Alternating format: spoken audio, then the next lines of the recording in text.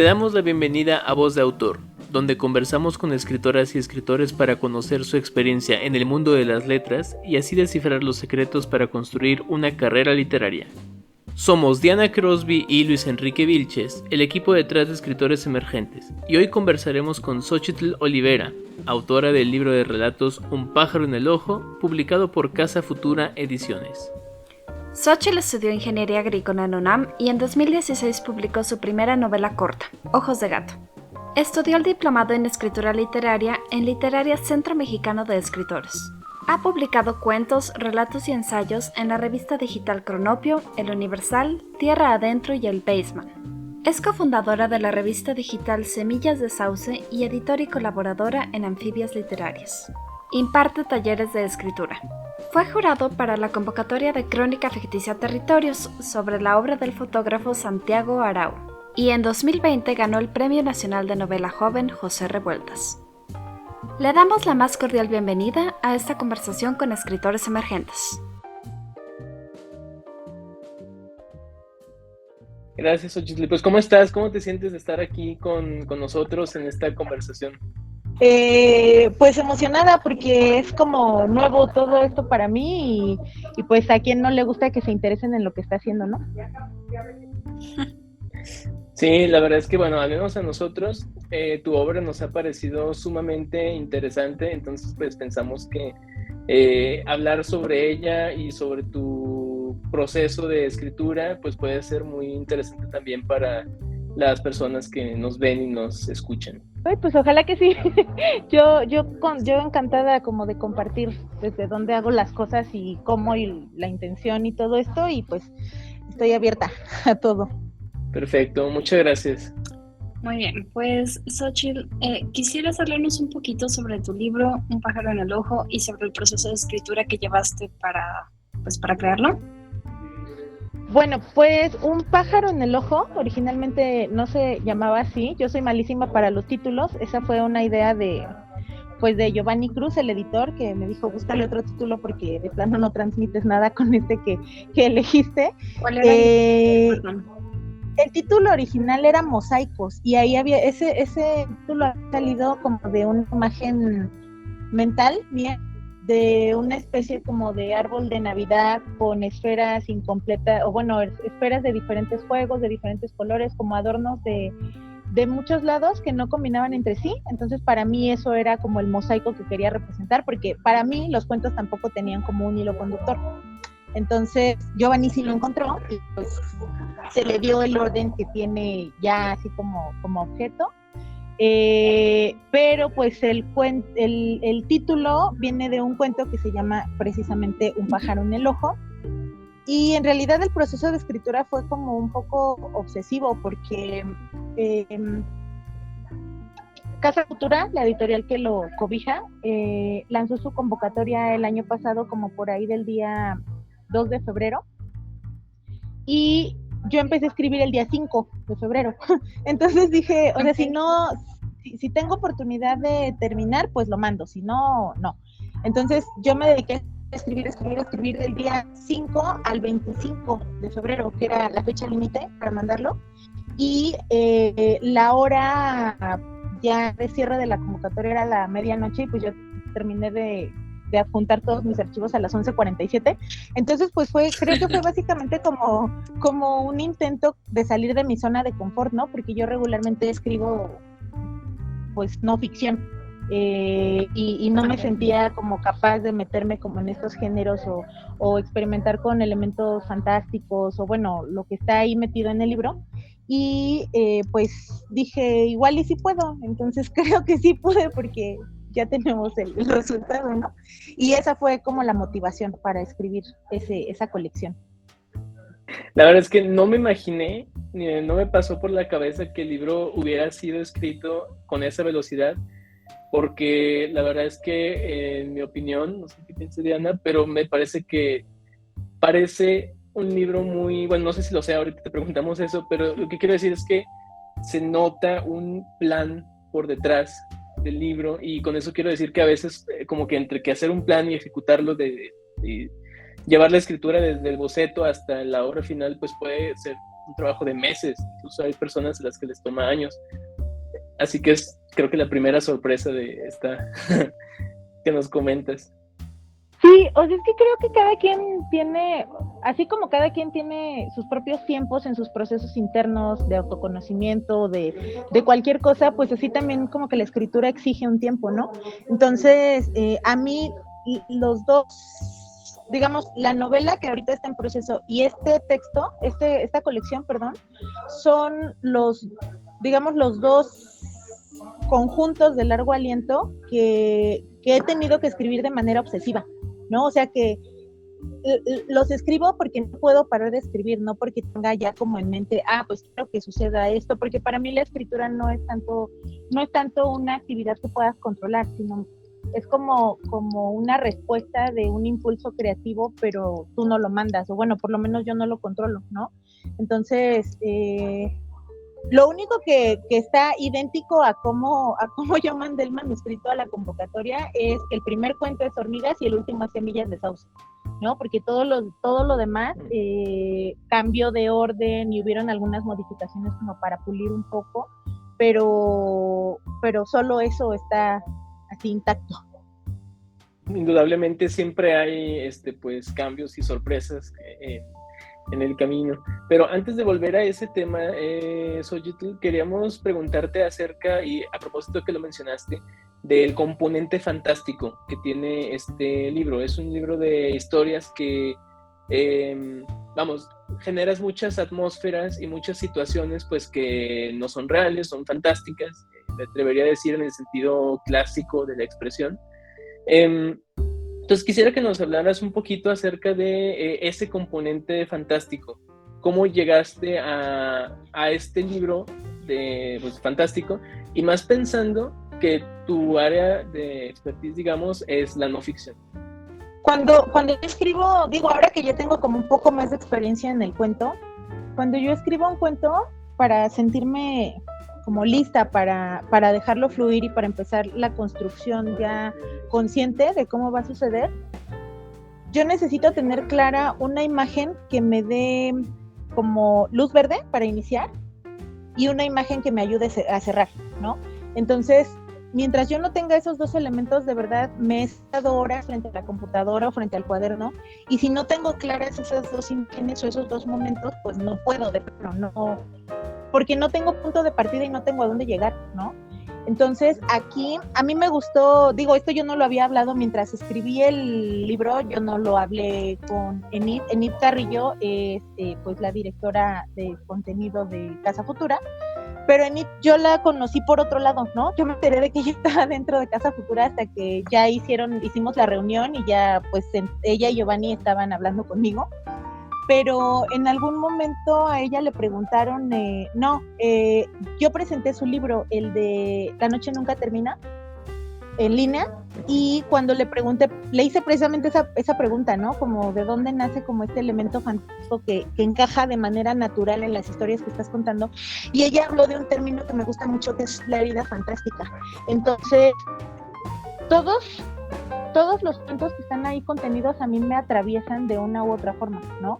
O sea, no puedo decir que todos son como autobiográficos o que todas las experiencias las he pasado. Afortunadamente no todas las experiencias las he pasado, pero hay algo con lo que yo conecto, y ese algo es como de repente estos elementos oscuros o un poco elementos de la tierra, ¿no? Porque, por ejemplo, este primer cuento de Hormigas, yo no puedo decir que lo escribí desde la tierra o que corresponde a lo mejor a un lugar oscuro y húmedo como la tierra, pero las hormigas vienen de ahí, ¿no? Entonces, yo tengo también como este pasado de mi profesión anterior, que es una ingeniería que tiene que ver con el estudio pues de plantas, de insectos, de plagas, de patógenos, de un montón de cosas, y creo que eso es lo que nunca me he podido despegar, ¿no? Porque desde el primer momento empecé con ese estudio, fue interesante para mí, y bueno, creo que este libro de cuentos fue como una gran oportunidad para tratar de entretejer esos elementos con historias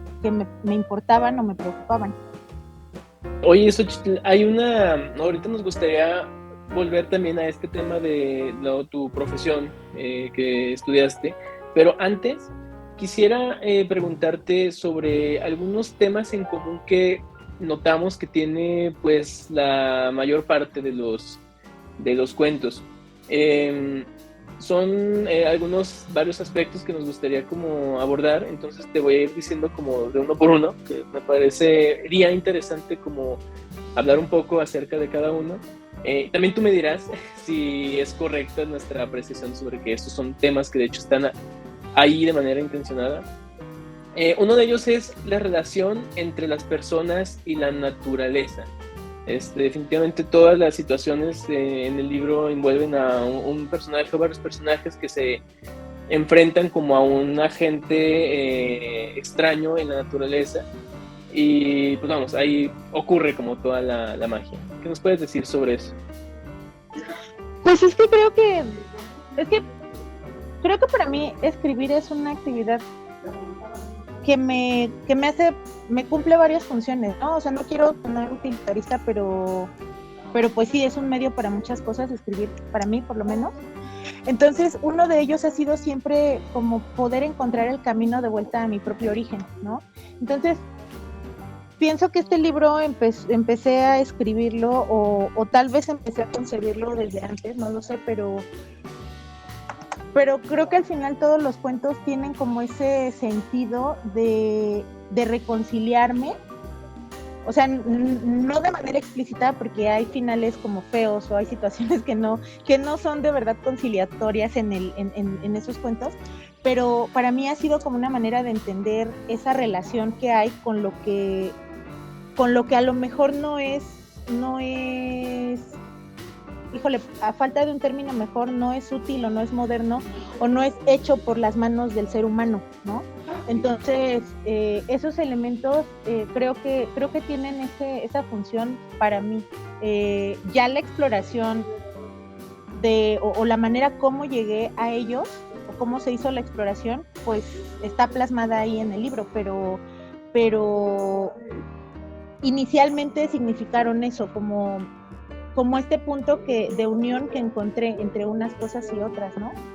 O sea, por ejemplo, a mí nunca me han dado miedo los bichos, ¿no? Los artrópodos, las hormigas, los insectos, los arácnidos. Ninguno de esos animales me ha dado miedo nunca, pero creo que tienen posibilidades distintas a las que yo les veo, ¿no? Por ejemplo, o sea, yo nunca me sentiría amenazada por una hormiga, jamás.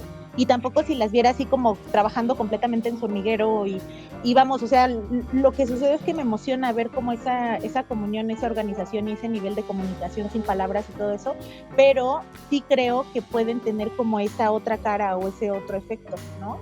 Y particularmente en ese cuento de las hormigas, digamos que fue como mi manera de representar mi ansiedad, cómo vivo yo la ansiedad y cómo sucede esto, o sea, los efectos que la ansiedad tiene en mi propio cuerpo, ¿no? En cómo yo a veces pues me hiero, me lastimo, o no lo puedo controlar, o bueno, todo eso que sucede en mi cabeza y que fue una manera de ponerlo en palabras o de tratar de explicármelo a mí mismo. Y así con todos los elementos que se pueden determinar, ¿no? Justamente otro de los temas que notamos ahí muy presente es el de el cuerpo, la corporalidad. Como que, por ejemplo, en este cuento, que es el primero de las hormigas, hay una relación que tiene que ver, pues, como lo que menciona, ¿no? Como la ansiedad. Es hasta físico leer ese cuento. O sea, yo le comentaba a Diana cuando lo leí, me llené de desesperación y de angustia. O sea, yo mismo quería rascarme las hormigas del cuerpo, no sé, o sea, es muy angustiante, pero en un sentido como hasta corporal. Y en muchos de los cuentos, si no en la mayoría, notamos que siempre existe esta relación entre lo que sucede y algo relacionado con el cuerpo. Entonces, ¿qué nos puedes decir sobre esa parte? Pues es que el cuerpo es la manera que tenemos de existir, ¿no? Sin cuerpo no podemos relacionarnos con ningún otro elemento del entorno, sin un cuerpo no podríamos acariciar, no podríamos abrazar, no podríamos besar, no podríamos oler, no podríamos mirar, no podríamos hacer nada sin el cuerpo. Pero personalmente creo que siempre ha sido como un conflicto para mí esta manera de relacionarme conmigo misma a través de mi propio cuerpo. Entonces, al final creo que se trata solo de ponerle nombre a las cosas, ¿no? O poner en palabras eso que en algún momento no has podido nombrar, y pues sí, fue como un ejercicio también de, no de conciliación, sino mejor dicho de conciencia para mí, ¿no? O sea, esto pasa en mi cuerpo, la ansiedad la siento de esta manera, no sé, se me ocurre ahorita el cuento del felting, ¿no? El felting yo lo practico, digamos, como de manera amateur, pero esta cosa como de la aguja aquí siempre a riesgo de picarte, de lastimarte aquí en este espacio que es entre la uña y la carne, es como lo que más miedo me da en el momento de agarrar la aguja, ¿no? Y siempre está ese riesgo. Y al final creo que se trata de eso, como de esa toma de conciencia. El cuerpo es lo que te permite existir y todo pasa a través del cuerpo. Otra cosa que ahorita que mencionaste, lo de que siempre está como ese riesgo, creo que en la mayoría de los cuentos, no en todos, siempre hay como un final irremediable. Si no es, perdón por el spoiler, pero si no es muerte, es como algo que no se puede revertir. Entonces, nos llamó mucho la atención como que esas situaciones, vamos, que además se abordan desde un punto de vista, al menos yo así lo vi, como muy natural, es como algo que simplemente pasa, y no hay como una manera de que se pueda remediar de alguna manera. ¿Qué nos puedes decir sobre eso? Pues es que creo que yo voy o sea, mi vida siempre ha sido, o las decisiones de mi vida siempre han sido a partir de puntos de no retorno, ¿no? O sea, no creo, sí es cierto que, digamos, físicamente tú puedes caminar hacia adelante y detenerte y luego dar media vuelta y empezar a caminar hacia atrás, pero si lo pensamos como en este contexto de lo que es el tiempo, eso no sucede, ¿no?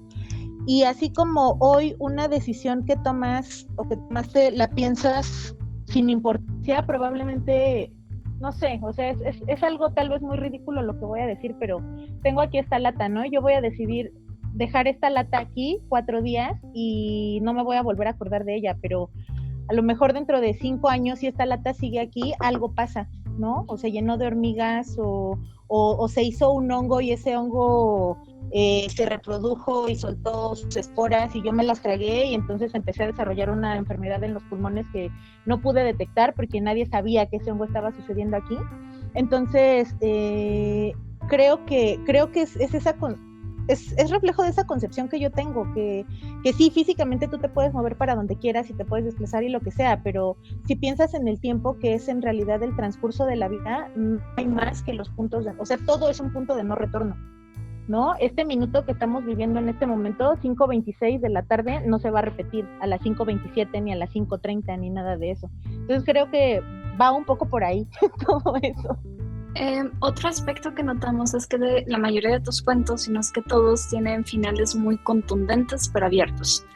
Supongo que eso tiene que ver, bueno, la parte de la contundencia, que tiene que ver con que tu proceso de escritura no inicia hasta que tienes como esta imagen inicial y esta imagen final. Y bueno, también pequeño spoiler, todas las imágenes iniciales y finales de tus cuentos son bastante fuertes y bastante memorables. Entonces, no sé si quieres hablarnos un poquito sobre esta decisión de siempre poner finales contundentes pero a la vez abiertos. Es que creo que esa no fue una decisión. O sea, así salieron. O sea, es como una... Yo creo que escribir sí es esta cosa de que el impulso creativo y por lo menos para mí la imagen inicial y la imagen final, y yo empiezo a escribir y sale o va fluyendo de cierta forma la historia, pero hay momentos en los que pienso o hago una lectura en voz alta o me detengo y releo el último párrafo, la última línea y pienso, es que esto no es de aquí porque no lo siento natural o no lo siento como que siga un sentido lógico o algo para dentro de la historia, ¿no? Pero es la propia historia o el propio, la propia sucesión de eventos dentro de la historia la que se dirige sola, ¿no? Entonces, o sea, yo la dejo que vaya y ya al final pues la dejo descansar, o sea, si tengo tiempo la dejo descansar un día o 2 días o algo parecido y la vuelvo a leer, y es en ese momento cuando me convenzo de que sí tiene que estar así, o cuando digo esto no jala y esto no lo puedo mostrar y se va a la basura, ¿no? Pero estos finales en particular no fueron como pensados. Bueno, solo uno, el de el vuelo de su vestido floreado, directamente está dedicado y es una venganza que me merecía y que no pude tener en la vida real, pero pues ahí la hice posible. Pero todos los demás, digamos que sí salieron como de forma, se mandaron solos los cuentos, pues. El poder catártico de la escritura. Oye, como para hacer este paréntesis de que no todas las dedicatorias son lo que uno puede pensar como lector, ¿no? Sí, de hecho. También qué bueno que mencionaste esta parte de dejar descansar los textos antes de volverlos a leer y ya editar y ver si funcionan, porque pues es muy importante y creo que es algo que muchas veces no, como que damos por sentado y no lo hacemos. Entonces qué bueno que lo mencionaste.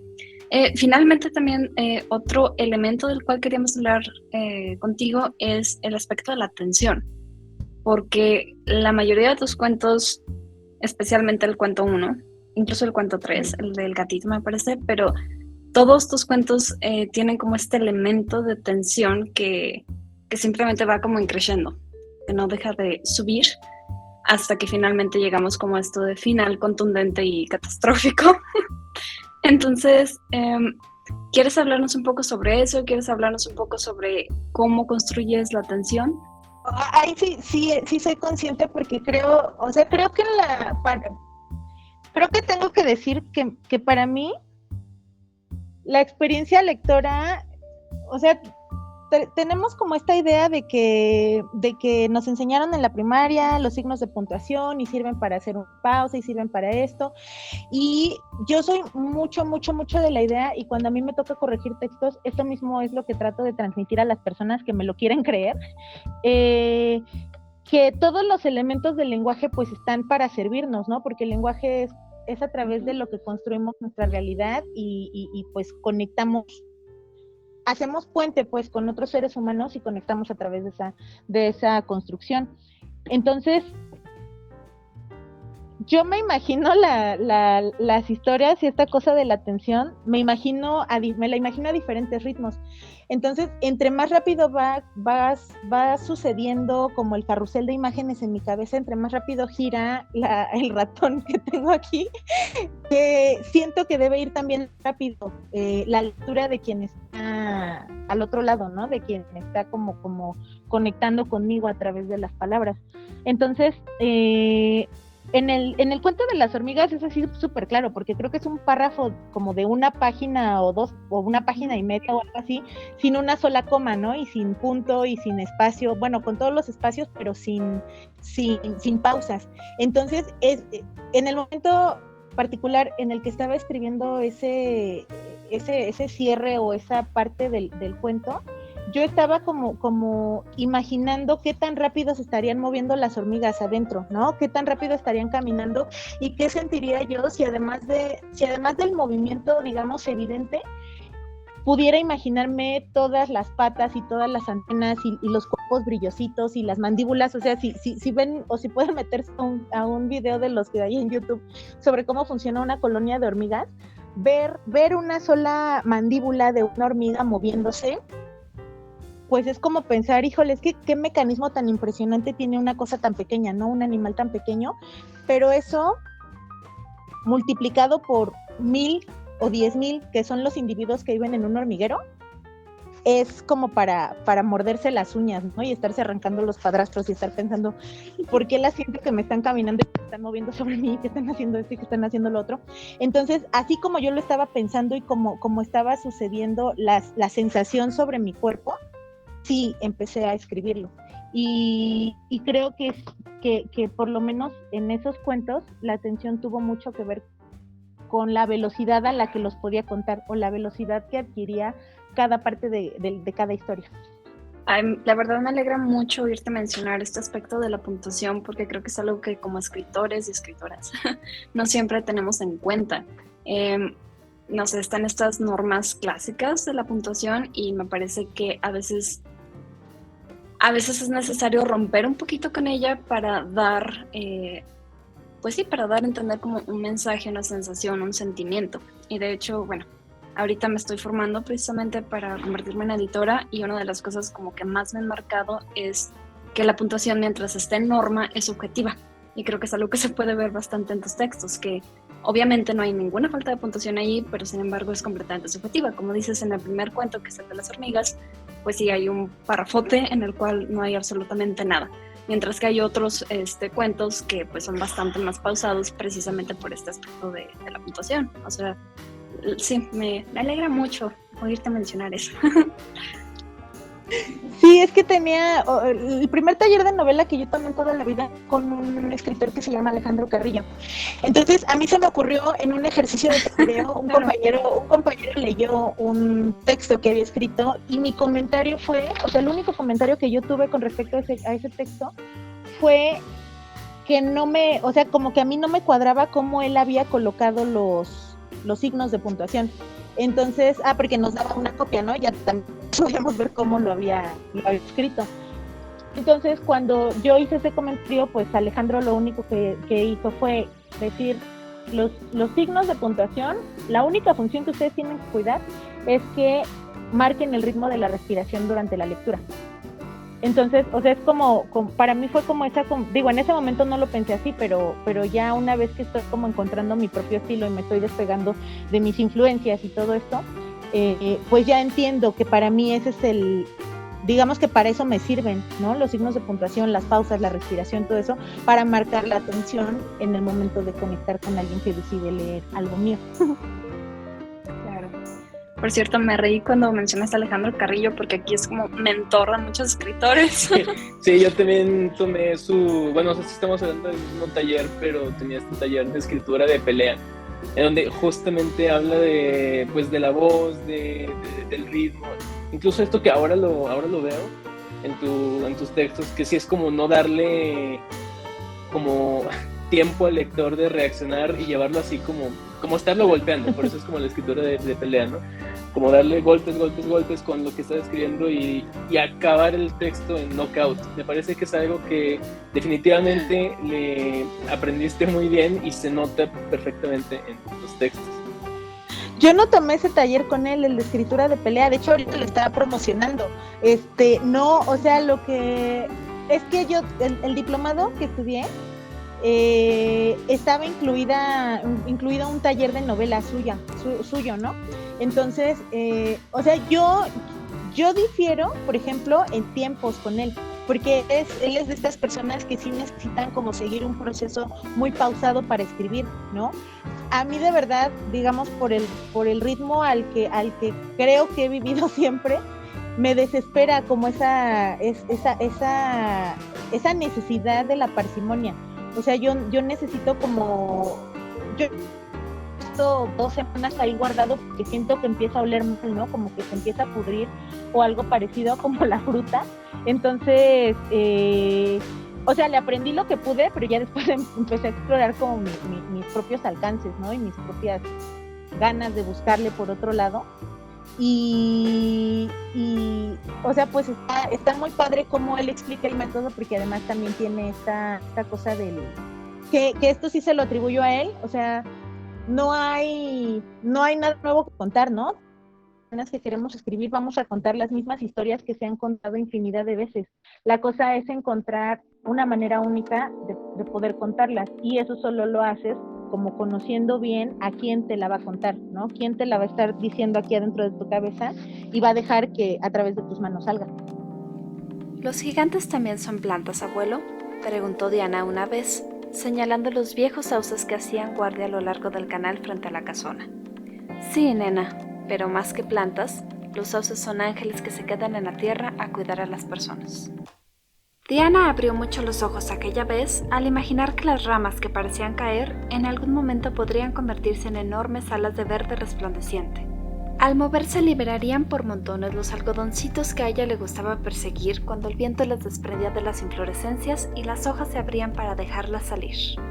Entre las semillas flotantes, la niña podría correr hasta aferrarse al tronco de algún gigante y susurrarle que por favor la llevara a ver a mamá. Entonces, el gigante extendería sus enormes alas y, al agitarlas con fuerza, formaría una cortina blanca tejida con sus semillas que los ayudaría a escapar.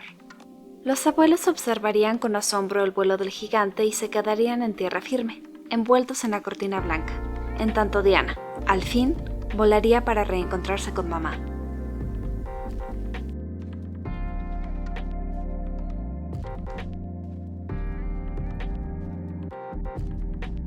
Oye, Xochitl, ya que estamos hablando de talleres de escritura y de afinidades con mentores que hemos tenido, queremos preguntarte qué tan importante crees tú que es formarte como escritora o escritor. Esta pregunta también un poco pensando en que pues la mayor parte de nuestra audiencia pues son personas que escriben y que de hecho aspiran a desarrollar una carrera literaria, vamos, en alguna de sus formatos, ¿no? Que pues hay como varias vías para ser escritor o escritor. Pero esa parte, ¿tú qué tan importante la consideras? Yo creo que hay un tiempo, o sea, sí es necesario que dediques un tiempo y que destines cierta cantidad de recursos, y pues me refiero a tiempo, dinero, a disponibilidad, a material, o sea, porque yo necesito, por ejemplo, hasta plumas bonitas para escribir, ¿no? Si no me gusta la calidad de la tinta, si no me gusta cómo siento en la mano esta cosa, o sea, que no es ergonómica, yo no puedo escribir. Pero llega un punto en el que ya no puedes nada más estar escuchando que otras personas te cuenten cómo escriben. O sea, tienes como que lanzarte, como atreverte. Hay otro escritor que se llama Mario González Suárez, que él es también muy, muy maestro de Alejandro Carrillo. Y él decía que hay como 3 niveles. Hay un nivel como de imitación o plagio, uno de... No, el primer nivel es plagio, el segundo es imitación y el tercero es elocución. Entonces, durante el primer nivel, el del plagio, tú literalmente tomas las palabras tal cual las has leído, ¿no? Y a partir de ahí empiezas a hacer como tus experimentos de escritura.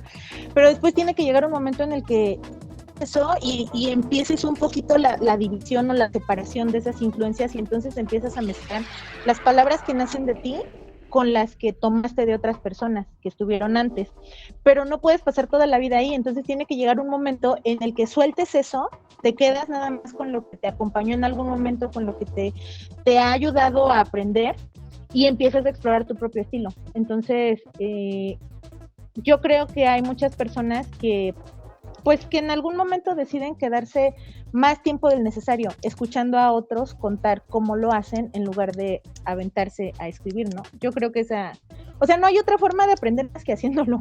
Bueno, yo no sirvo así como nada más para la teoría, como que no me gusta quedarme tanto tiempo en un solo lugar. Entonces, pues en mi caso fue así. O sea, yo me di un tiempo nada más para aprender, y dije, si de aquí no sale algo bueno, si no llega un punto en el que me legitime de una u otra forma, pues lo voy a tener que dejar, porque tampoco puedo pasar toda la vida soñando como si fuera adolescente. ¿Y cuál fue ese momento de legitimación, si puedo preguntar? Pues creo que cuando me gané el premio en el 2020, y no porque, o sea, no porque esa novela sea lo mejor que yo he escrito en toda la vida. Creo, la quiero mucho, le tengo mucho cariño a esa novela porque es una historia que me gustó mucho escribir y que también fue... O sea, yo me dormía a las 6 de la mañana escribiendo y me despertaba a las 11 a desayunar y regresaba a escribir, y así me seguía todo el día durante 3 meses. Pero lo que hizo el premio pues fue como un poco la confianza de que no estaba loca, ¿no? De que sí de alguna manera tenía algo de valor lo que había en lo que decidía escribir. Y, o sea, no es lo mismo llegar y decir, oye, pues estoy buscando un espacio para que me publiques, pero nadie me conoce, a decir, pues estoy buscando un espacio para publicar algo, pero pero pues tengo pues por lo menos esta medallita colgada en mi semblanza, ¿no? O sea, me ha pasado, por ejemplo, que recurrí a ciertos medios antes, cuando recién había terminado el diplomado, recurrí a ciertos medios, ofrecí textos, no buscaba compensación, no buscaba pago, yo lo que quería era que me leyeran. Y me decían que no, porque en algunos lugares me dijeron que eran cursis mis textos, en otros me los cambiaron, en otros me dijeron, no, pues, o sea, pues aquí no es el lugar. Y yo entendía, pero después 2 o 3 de esos mismos medios, después de que se anunció el premio, pues ya, o de que, por ejemplo, leían algo de lo que hay publicado mío en Tierra Adentro, pues ya me buscaban, oye, pues es que queremos que publiques aquí. Y hasta cierto punto, pues es padre decir algo así como, si no me quisiste cuando estaba así, pues no me busques cuando esté así, ¿no? Y eso fue lo que me pasó. De nuevo, esta actitud vengativa, pero qué bueno. Definitivamente. Perdón por ser así. Oye, Xochitl, no te disculpes. Sí, ¿no? Aquí la verdad es que la culpa no nos sirve de nada, así que las cosas como son. Oye, Xochitl, ya para ir cerrando con esta entrevista, ¿qué consejos le darías tú a escritores en general, pero bueno, tú sabes, como escritores como más emergentes, para escribir en general y sobre todo para escribir cuento o novela, historias fantásticas? Híjole, pues es que yo digo que hay que escribir, o sea, es lo único, porque de repente hay cosas que escribimos y nos parecen muy malas, pero todas esas cosas que salen de las manos o de la cabeza o de la pluma o de lo que sea, va haciendo como una escalinata, ¿no? Y va haciendo, tú vas poniendo un peldaño sobre otro, y aunque la escalinata sea muy larga y sea mucho el camino que tengas que recorrer, en algún punto vas a llegar al escalón más alto, vas a colocar el escalón más alto, que va a ser el texto con el que digas, o sea, no tanto un premio o una publicación o algo, sino que tú digas, esto es lo que yo soy, ¿no? O esto es lo que yo quería hacer desde un inicio y ya llegué. Entonces yo digo, pues hay que escribir, o sea, sí es cierto que hay que leer mucho, porque de ahí empezamos como a tomar esas primeras ideas y nos atrevemos a hacer experimentos, pero hay un momento para como dejar de ser espectador y animarse ya a hacerlo. Y eso, y creo que también es súper importante, y eso lo estoy aprendiendo ahora que estoy como pudiendo sentirme dentro de redes de amigas escritoras. Es muy importante siempre contar como con un ojo crítico que te ayude, ¿no? O sea, para mí por lo menos, mi primer lector siempre es mi esposo, porque todo lo que yo escribo se lo leo, y esto en el ejercicio, o con la intención de este ejercicio, de yo darle el ritmo que quiero, ¿no? Que necesito que tenga, y entonces él ya me da como alguna opinión. Pero también yo recurro mucho a los grupos estos de donde están mis amigas que también se dedican a lo mismo, y que más o menos tenemos como estas mismas inquietudes, que al final creo que a muchas mujeres en este momento nos atraviesan temas muy parecidos. Entonces, siempre hago eso, ¿no? Por ejemplo, hoy en la mañana, anoche no dormí porque tenía que entregar un cuento anoche, pero no lo terminé anoche, sino hoy como a las 9 de la mañana, y en cuanto lo terminé, le mandé un mensaje a Nid y le dije, oye, es que acabo de terminar un cuento que es este tema y va para este proyecto, ¿te lo puedo mandar y me dices qué piensas? Y ya ella me dijo, mándamelo. Entonces, como a las 2 horas, o sea, yo asumo que pues ella es docente, entonces yo asumo que estaba dando sus clases o algo así, la agarré ocupada, pero de todos modos me contestó y me regaló tiempo. Entonces ya me contestó, oye, pues es que estoy llorando, y seguramente tú también estás llorando porque sentí esto y vi esto y me di cuenta de esto. Y así, o sea, tengo afortunadamente como que hubo esa oportunidad de conectar con las personas correctas que me están como dando los impulsos correctos también, ¿no? Y yo retribuyo. Entonces, creo que esos serían los 2 consejos esenciales para mí. ¿Hay algo más que has estado mencionando durante la entrevista que me parecería importante e interesante abordar, que es el tema de publicar lo que se escribe?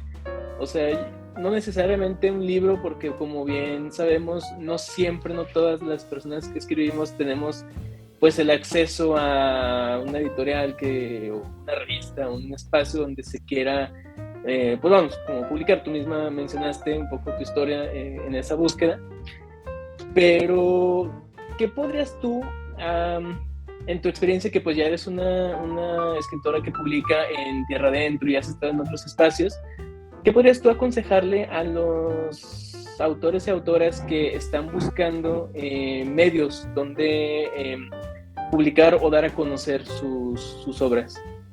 Yo creo que hay... Me voy a escuchar muy como coloquial, pero pues siempre hay un roto para un descosido. O sea, a veces mandamos textos a espacios que no les corresponden a esos textos, ¿no? Por ejemplo, yo claramente tengo una educación y un tiempo de estudio en el feminismo, soy feminista.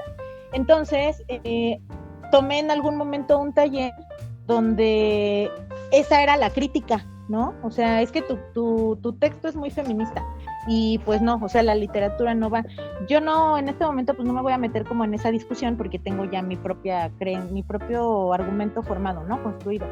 Pero de repente llegó otra escritora y me dijo, se llama Melanie Márquez Adams, ella es escritora ecuatoriana radicada en Estados Unidos, y ella me dijo, oye, es que tengo la intención de despegar con esta plataforma, se llama Anfibias Literarias la plataforma, y quiero que tú y otra escritora que se llama Daniela Becerra sean como mis brazos, ¿no? O sea, bueno, ella no lo dijo así, pero yo entendí, la cabeza es ella, los brazos somos nosotras, y de ahí se expanden, ¿no? Y hacemos como más grande la red.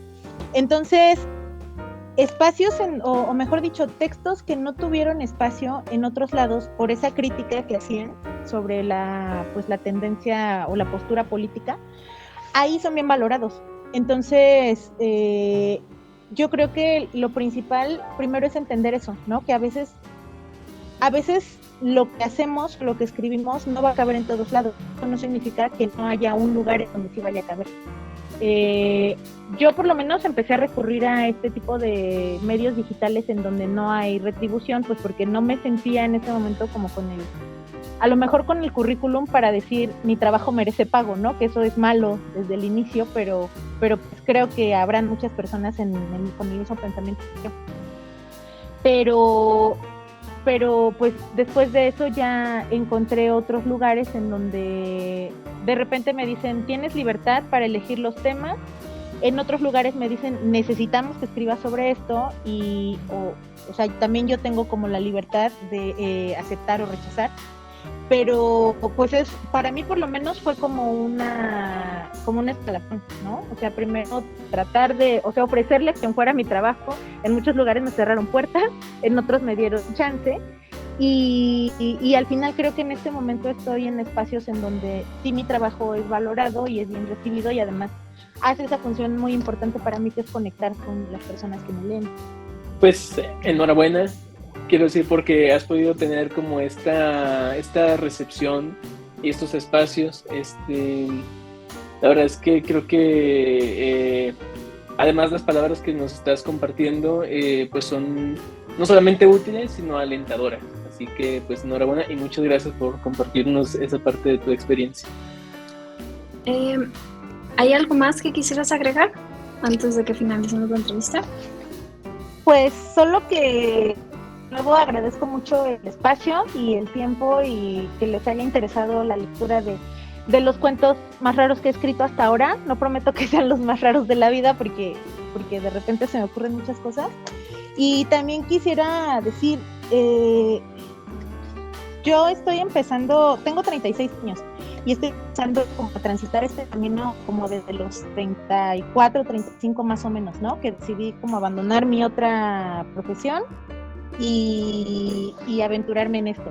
Entonces, creo que nunca es tarde para darse la oportunidad de entrar en lo que realmente nos apasiona, ¿no? En lo que de verdad no lo pensamos como una obligación o como una imposición, sino como algo que nos da libertad. O sea, para mí eso es muy importante de la escritura, que hasta este momento he tenido una libertad importante o que valoro mucho, mejor dicho, y que eso no lo tenía como en mis trabajos anteriores o en las actividades a las que me dedicaba antes.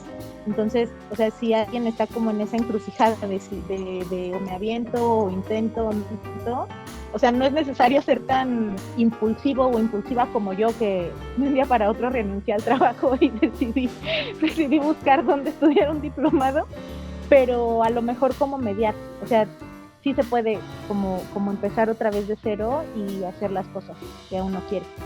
Pues no sé qué piensas tú, pero creo que es un excelente cierre, sobre todo en esta cuestión que a nosotros nos interesa muchísimo abordar en Escritores Emergentes, que es la parte de construir una carrera, o sea, más allá de la escritura propiamente, de los consejos de escritura que se encuentran en todas partes, los talleres, que también los hay muchos, pues esta parte de cómo se vive una carrera literaria, cómo se puede ir construyendo. Entonces, esta última parte que nos mencionas, al menos a mí, me parece muy valiosa. Pues muchísimas gracias, Xochitl, por todo este espacio, por esta conversación muy agradable.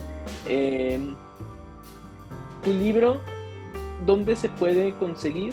Y no sé si hay alguna otra información que nos quieras dar al respecto. Pues está disponible en la tienda en línea de la editorial de Casa Futura Ediciones. Giovanni, que es muy, o sea, Giovanni hace mucha labor de comunicación, de vinculación y todo eso. Lo ha repartido en diferentes librerías. En Guadalajara está en librería Ojos de Perro Azul, en Hidalgo está en librería Lavanda, en Catepec, en el Estado de México, está en Periferia Librería.